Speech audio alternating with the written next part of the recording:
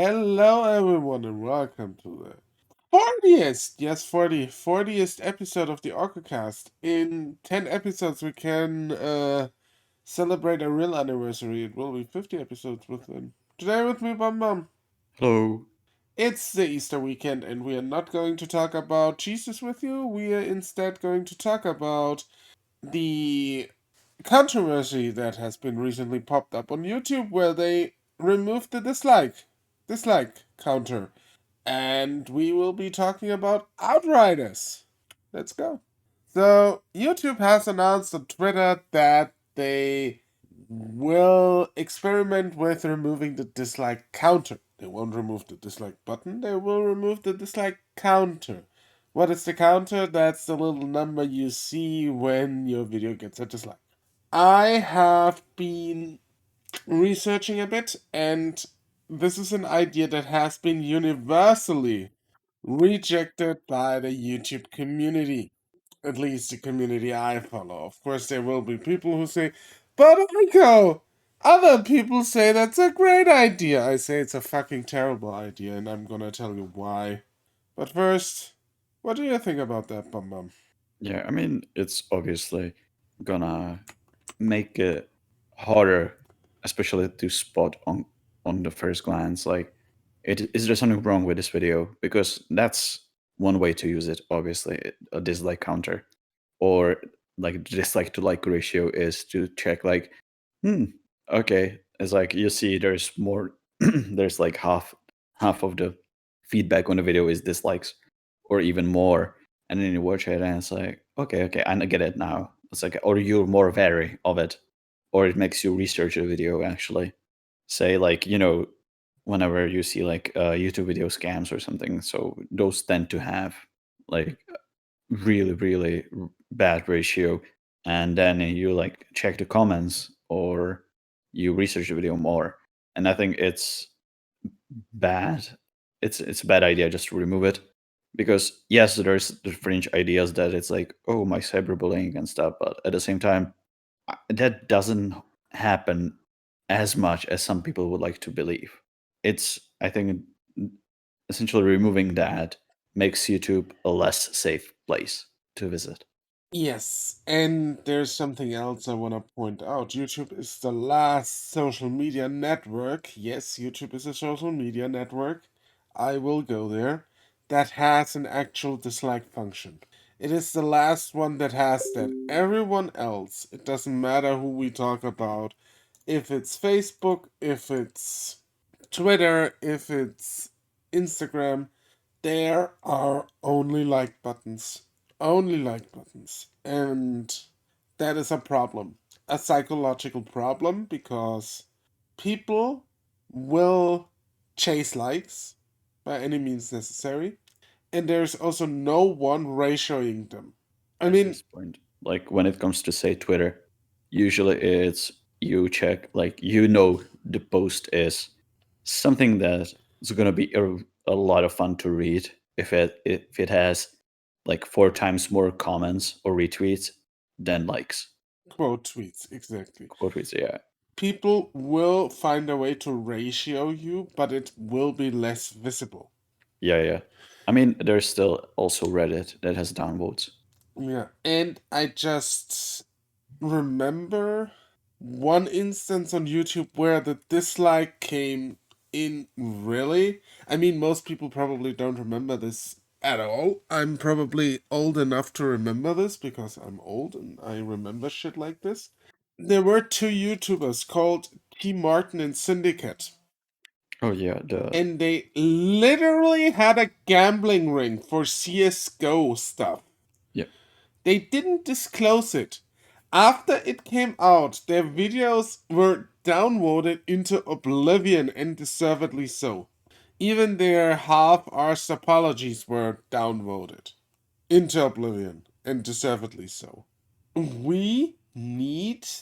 Yeah, I would actually say we need this to make those people, or to just. If you. If you F up on a magnitude like this, you basically need something to ratio those people. Yeah, because it's like we like the internet community is all about is like we want democracy, but democracy has two sides. There's people that agree and there's people that disagree, and there's consensus. And you need both those of those sides. So you obviously you need likes and dislikes, because then you're just essentially silencing the one part, and you're just enabling the yes men that Yep. are gonna peddle whatever scam they want without having an to easy to spot measure to see if it's actually something harmful. And now, what's going to happen probably is they're just going to have monumental increase in just reports, and they're going to have to handle that with more manpower. Whereas, essentially, like this, the community could handle it itself. Yeah, in some way. But on the other hand, like you already touched on, my cyberbullying, um, apparently there have been coordinated attacks on It's like, creators. yes. I've never seen that. I have to say that. I will admit, obviously, that just because I haven't seen it, it doesn't exist. So there might be well coordinated attacks on creators with dislikes and whatnot. YouTube also argued that the dislike counter is bad for the psychological well-being of their creators. I mean, they can still see it on the back end, but it's bad for their psychological health. I leave that point up for debate. Like I said, if you in general look at it, how much does the cyberbullying actually happen? This is an interesting question, and a question I want to pose to everyone who listens to this. How much does it happen? How many people do you know that have been a victim of real cyberbullying? And it's not. I mean, this isn't like this isn't the level of cyberbullying that you would even think of. Like, this isn't like someone from, like, for younger kids. It's like, this isn't like people in your school, like essentially posting really horrible shit on Facebook, right? Or sending you messages. People that are crying now about cyberbullying on YouTube is people with millions of viewers that essentially feel like they shouldn't be getting dislikes at all. At I least mean, that's my opinion. I don't know who cries about this, but here's the reality of it. Every time, and I mean literally every time, one of their big creators does a huge oopsie, and I don't mean an oopsie, I mean an actual fuck up. YouTube changes something. We had the David Dobrik situation where women came forward that they have been actually sexually assaulted during his video shoots. We have the James Charles situation going on at the moment, where he sent birthday suit pictures to minors. I mean, then you have the famous Logan Paul video in the Japanese suicide forest. Yeah, but YouTube changed already the platform for Yeah. that. That's a whole other cake. I mean, that was another oopsie. Right. Yeah. But what they did afterwards is basically they had another apocalypse. Yeah. That was a problem. Yeah, I agree. I'm just talking about really current oopsies. Okay.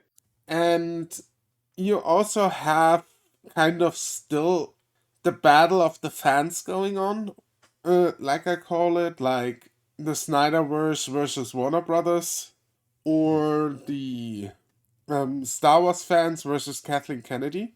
And Yeah. I personally think that removing those dislikes, because if you just look at what happened with Kathleen Kennedy, she put up a little video on the Oscars channel and it was downvoted into oblivion. I mean, like really downvoted into oblivion. And you cannot downvote a Disney exit, right? I'm fully going into conspiracy theory territory here, and I don't care.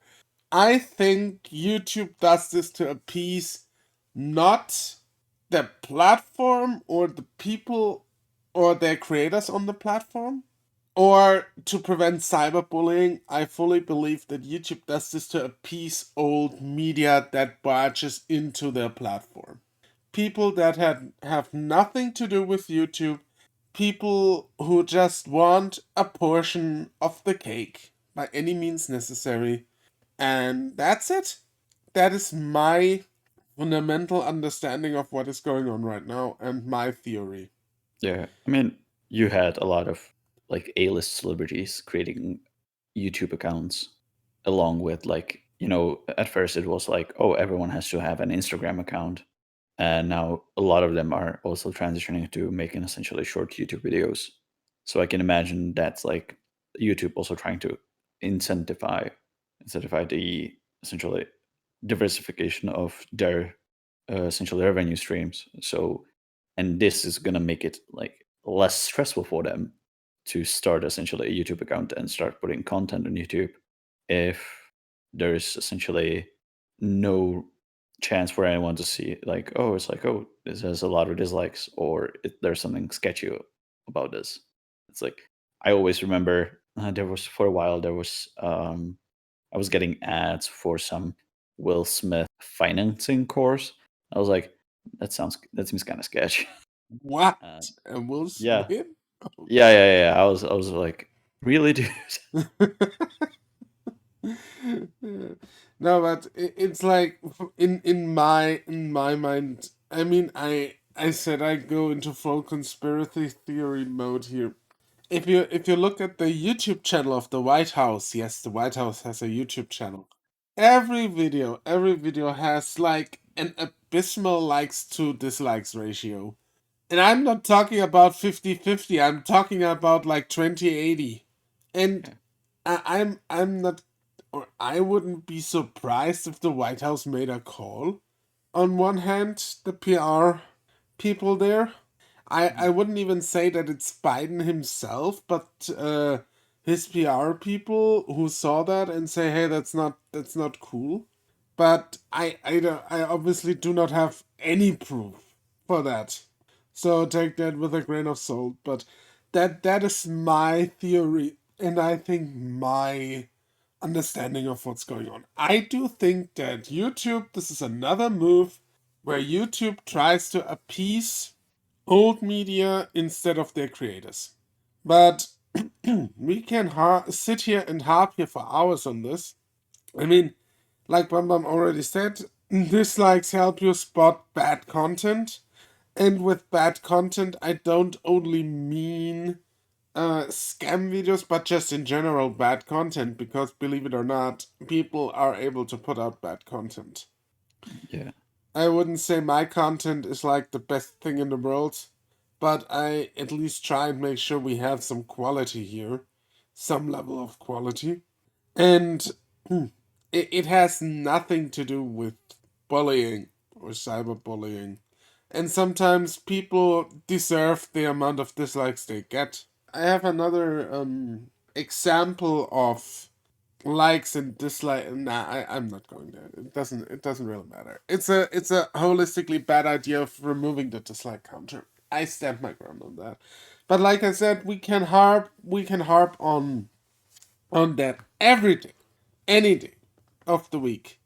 How about we think about possible other ways of expressing dislikes, of possible solutions to the problem? Is there a solution to the problem? Bring back the 5-star rating. Oh, that was dark ages of YouTube where somebody just flat out told you if I don't get 4 stars on this video, I ain't continuing this. Yes. Yes. I remember that Th- time of YouTube where yeah, we that still that had five time of stars. it. Yeah, yeah. If I ain't getting 4 stars, you ain't seeing the sequel of it, bitch. Yeah. Those were the wild west of YouTube. Bring back the 5 star rating. I mean, there are no dislikes in the 5 star rating, right? Exactly. Yeah. I mean, it's not binary.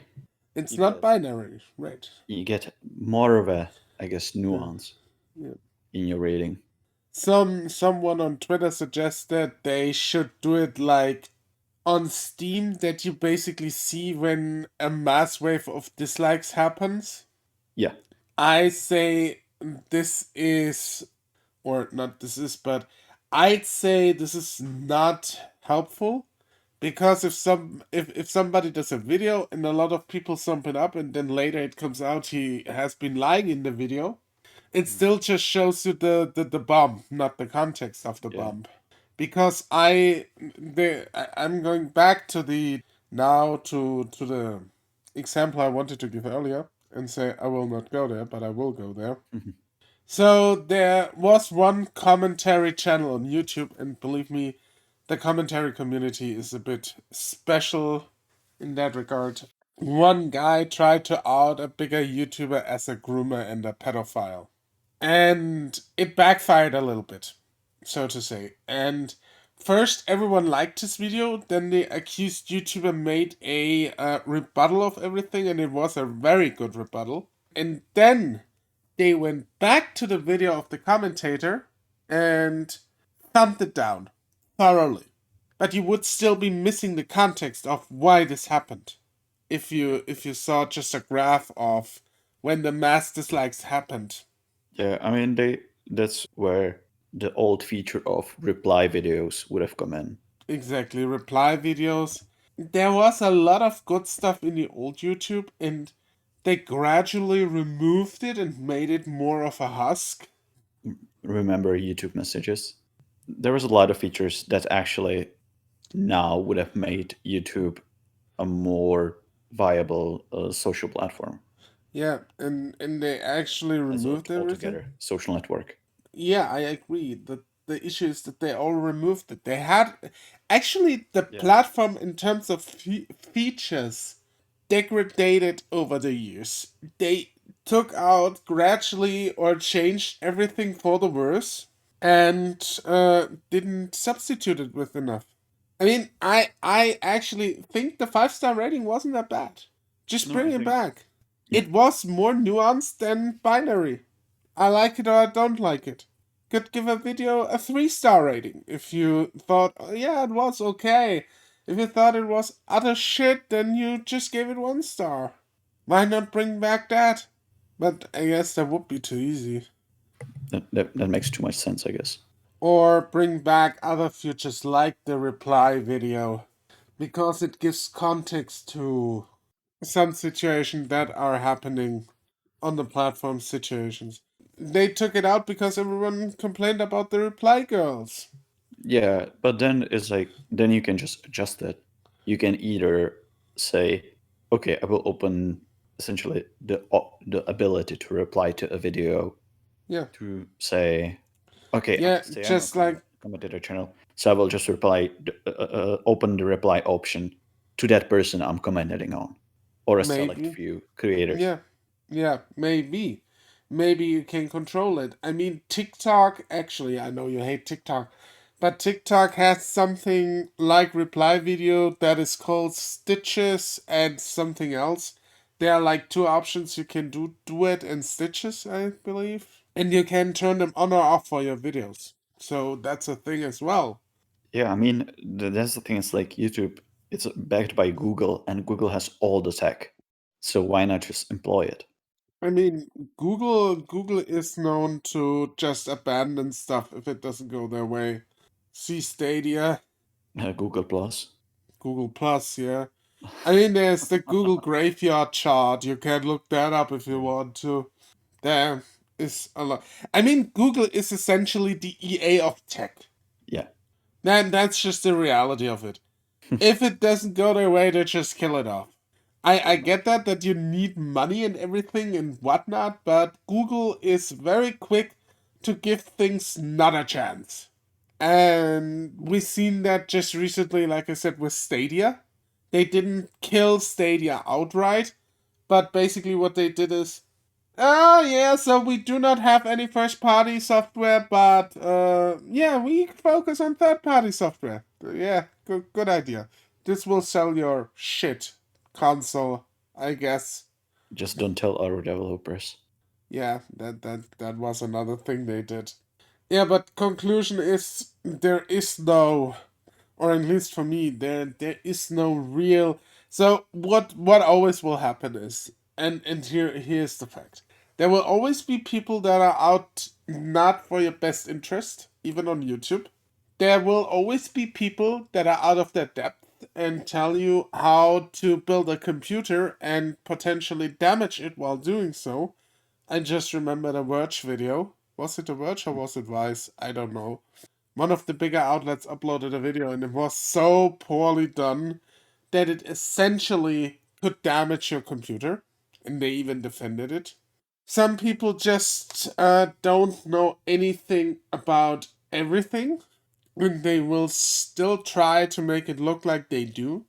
In the end, what my point is, we need a system to gauge if a video, especially on YouTube, where tutorials and knowledge videos reign supreme, where we have a lot of stuff going on, where people are there to scam you. I'm just saying, like, get Robux for free on Roblox. Just click this link and get a virus. Or a plethora of Yeah. weird mobile games Yeah. and their ads on YouTube that are Yeah. very sure most of them are scams. I mean, Yeah. it's we need something safeguarding people from it because YouTube is very adamant on demonetizing people who curse in their videos, but you have like the sketchiest mobile game ad stuff out there, like I'm gonna fuck my stepsister kind of shit. Yeah. And I've seen those ads, they exist. Yeah, I mean, you get them a lot, especially if you're watching YouTube on a mobile. Or I remember when they banned Belle Delphine because she was advertising for her OnlyFans page, and then you get OnlyFans ads, Yeah. which It's is great. it's a bit ridiculous, honestly. Yeah, I mean, it doesn't matter. YouTube is long away from the cool platform it was once actually. It gets more corporate every year, and that's the problem. That's the core problem. I don't think it's problem going corporate. I think it's the direction they're forcing it into, because No, you could a I mean decent if a decent director on the project, which is YouTube, could have put it into whatever, like a decent direction, but the current people that are in charge of essentially the direction of YouTube don't see creators and normal people essentially as the main focus.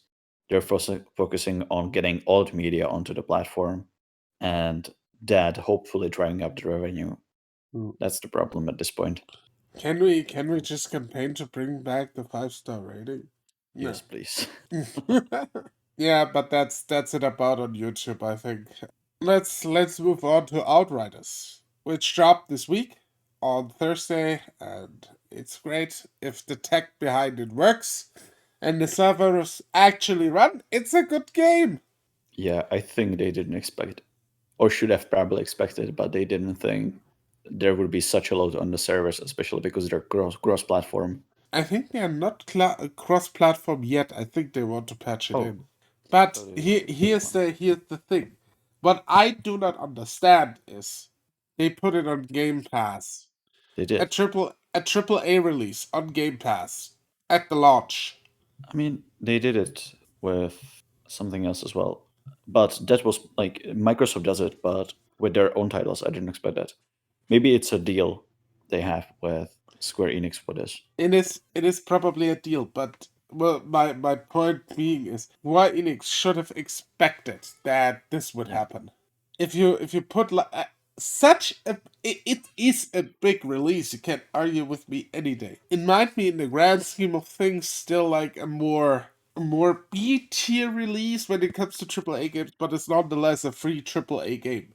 Square Enix should have been on that. And there was actually considerable hype surrounding it when I started researching it shortly before the release happened. And Mhm. yeah, the servers on the tech side, I think they are really scrambling at the moment to salvage it. I hope so.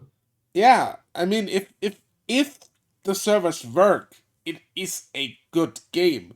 And I was one of the people who said, I don't believe there can be a good game. No, um, it is a good game. I'm eating my own words. It's a really good game. Yeah, I because I played the substantial demo, which is like the entire first chapter. Yeah, I played it on PS4, but still, like, it ran perfectly fine. But yeah, like, I was surprised that this game would be this good. I didn't see that coming.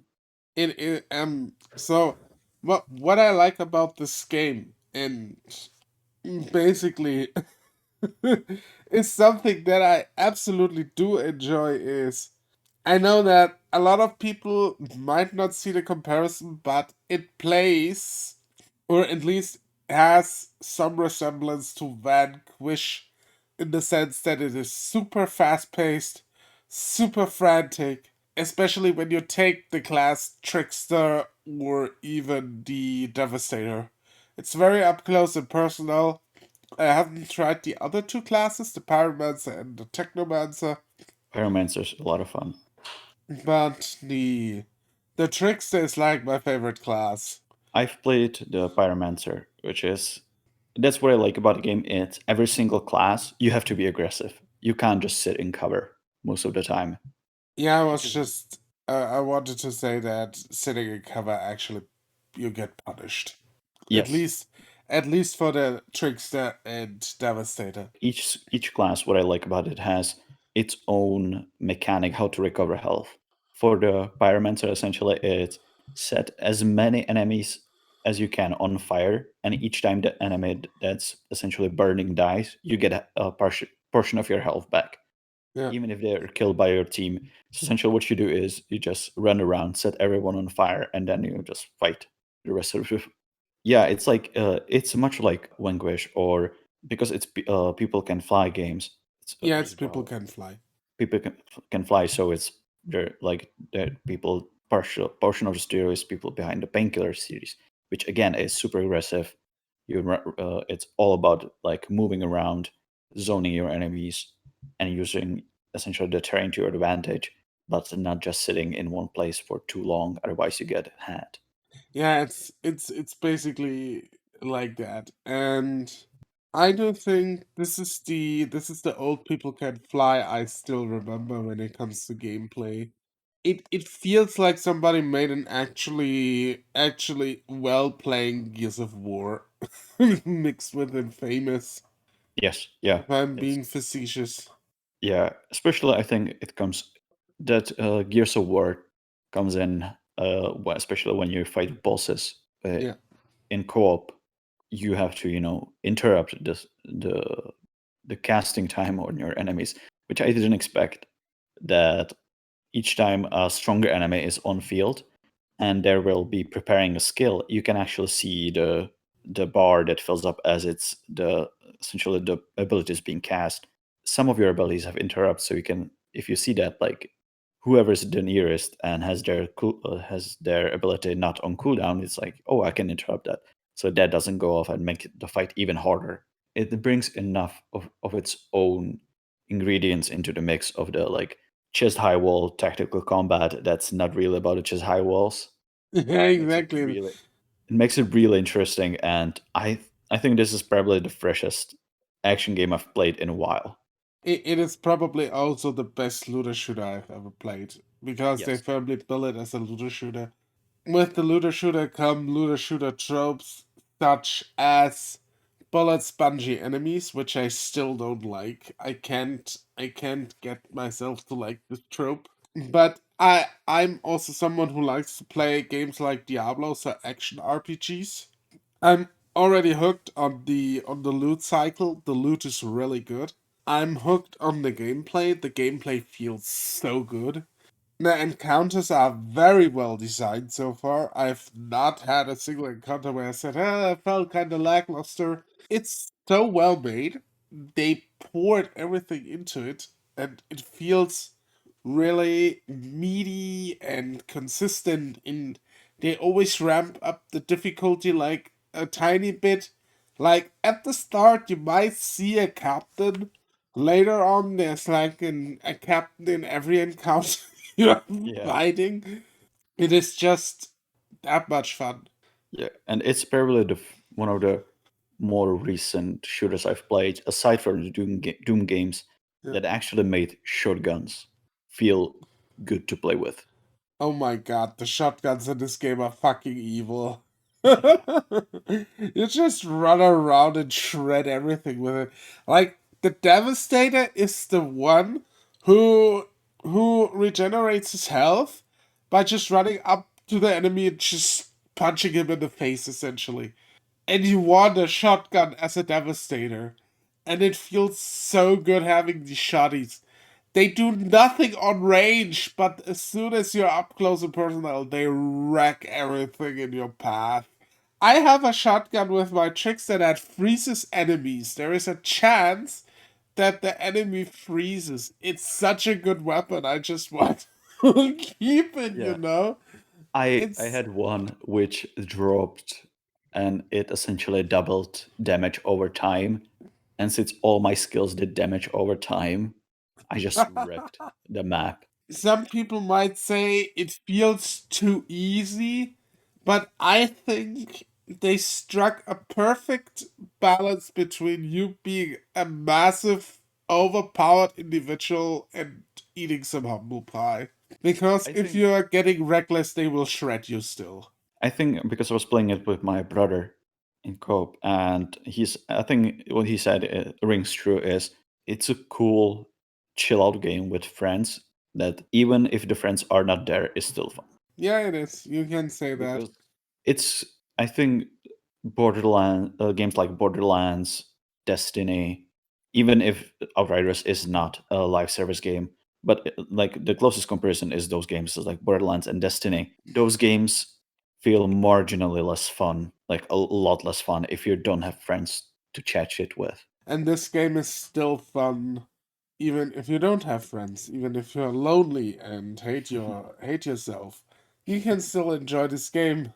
Yeah, and I think it's probably the best superhero game we got in a while. Yeah, I agree with that. Ironic, isn't it, that it comes from Square Enix, who tried to make Marvel's Avengers a thing? Insert of Palpatine. How Yeah. ironic. And Outriders basically erased Marvel's Avengers from existence. Like if Yeah. you look at Steam charts, peak players over 100,000. Marvel's Avengers has maybe a quarter of that. Despite the growing pains when it comes to launch, I really hope this game takes off, and because it's actually extremely well designed on the gameplay basis. Yes, it's all essentially arenas, but all the arenas have nice aspects to them. There's verticality, there's alternate routes, Mm. there's routes to flank. So Yeah, it feels like they have put a lot of thought into level design and how to leverage every single class. Because some classes don't mind charging through the breach, right, through the front line, but then you yeah. have a trickster or someone who has to flank and can't just charge outright. But each arena gives you options, so Yeah, you can exactly. actually do that. I mean, the Devastator is a class that is basically made for charging right into it. They have their stone skin and everything, and they just run ahead and just kill everyone. Technomancer's the flanking one. And like you said, there's always like a place for you in the map. They Yeah. thought of everything while designing these arenas. Yeah, even the AI acts in a surprisingly nice way. Yeah, It's the enemies will group together because apes together strong, yeah, but at the same time, if you say if because pyromancer has this skill essentially, which is the closest comparison is if you remember the boiling the blood from yeah, a vampire masquerade bloodlines, but essentially it's turning the enemy into a live grenade, and they will scatter, like they will stay with them as long as, because it only triggers on death of that enemy, so they will just stay together with that enemy as long as the enemy is alive. Once they die, they will start running away. yeah, So yeah. They have good AI routines. the behavior of those enemies is really well set.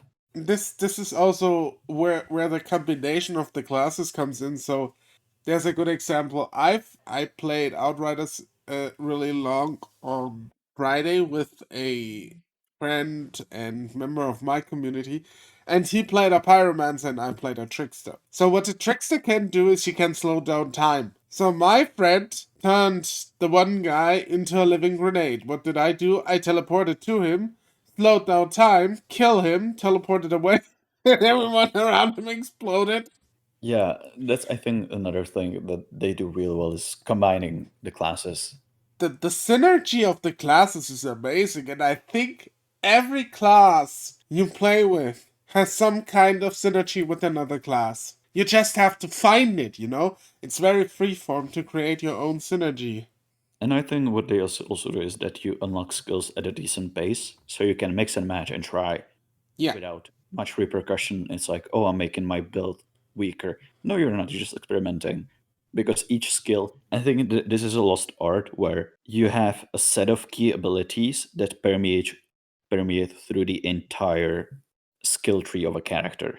So, say like the pyromancer has the burn, the interrupt, and I think one more effect, which is like a panic effect essentially. And each skill has at least one or multiple of these effects. Even when you experiment with other skills, you still have access to the core abilities that you'll understand how they work, and the skills just give you an alternate way how to say cause that damage and stuff. yeah, So I think they're doing a really good job in that regard as well. yeah, they do. It's true. It's true, it's true, it's true. I like it. I like it a lot. And I'm gonna play it a lot, I guess. I wanna try every class at least once. For example, I heard that the campaign is around 25 hours long, which is pretty good. And it's supposed to be a future complete package. We'll see where the game goes from here. I hope they will get the technical issues under control and then go from there. That's for sure. This is a really good effort. So I'm glad it got basically communicated that people like it. yeah, and I think because they still have even up the demo, so it's super easy to try out, Yeah. even if you don't have Game Pass. So give the demo a whirl, you'll see what we mean. With that being said, I think we can close out the show here. Thank you everyone for coming, for listening. And you can find me on twitch.tv slash theorcosaurus, twitter.com theorcosaurus, Instagram at theorcosaurus, TikTok at theorcosaurus, and YouTube just Orcosaurus. And Rambam, we can find you in my chat, sacrificing orphans to the elder gods. Regular Friday Good. night. Alright, that sounds amazing. And with that being said, thank you everyone for listening. Tell us in the comments how wrong we are. Tell us in the comments how right we are. I don't care. Thumb the video up, thumb the video down. We are going to come back next week. And with that being said, have a good time and bye bye. Thank you, everyone. Bye.